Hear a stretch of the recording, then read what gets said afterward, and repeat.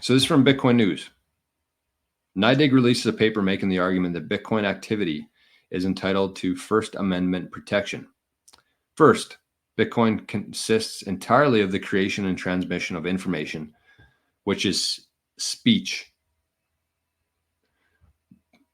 protected by the First Amendment. Second, Bitcoin activity is at minimum protected expressive conduct. And third, participation in the Bitcoin network is expressive association, separately safeguarded by the First Amendment. So this is very big. This is very big. And I know that we've talked about, then this is kind of where I see this right now. All right.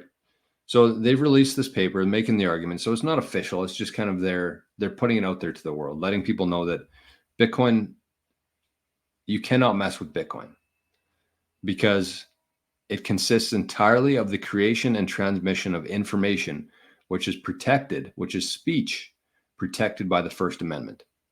So again, this isn't an official court document, but they're letting people know, hey, you can't fuck with Bitcoin.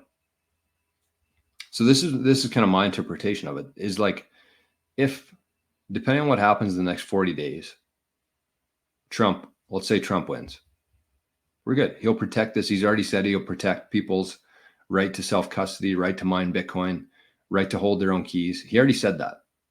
So all we can do at this point is trust that he'll do that. Kamala Harris on the other side, I think that this is where that's why this is important. Because I think that if Kamala Harris were to get to, again, somebody called me out on YouTube for this the other day, but if she wins the election, she will probably go after Bitcoiners first day or first week, first month. She'll say, you have to KYC yourself. And I hate when people put words in other people's mouth, but this is just based on their last 4 years of trying to destroy Bitcoin in America. So this is just my opinion. This is not her actually saying this or for sure going to say this, but this is what I think she's going to say. We're going to KYC everything. They're going to make it a lot harder to buy Bitcoin. They might close down the exchanges. They might subpoena the exchanges. They might take every app off the Apple App Store. And that would have significant impacts for the Bitcoin world, even though it is just the US, very small. I shouldn't say it's small, but it's only a piece of the whole world here. But it would have a very negative impact short term on Bitcoin. And she could write those laws, put them into effect. People would be spooked.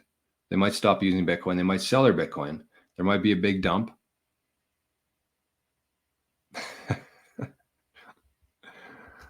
Big dump. But there might be.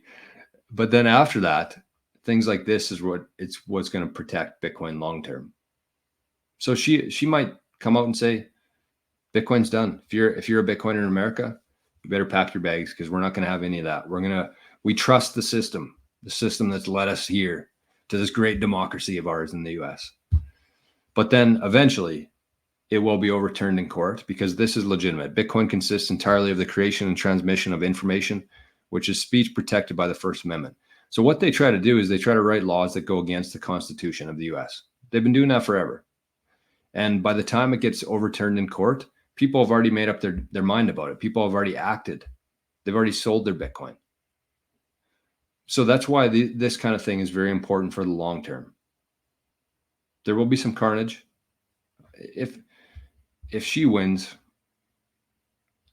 the Bitcoin journey is canceled. Maybe. Or we'll just be doing it from a beach somewhere else. But if she wins, we're in a lot of trouble. I'll tell you that for free. But it's good to see things like this are being put into place. Entities and organizations are taking steps to protect Bitcoin in America, Bitcoiners themselves. So shout out to NYDIG for that. Big shout out to NYDIG.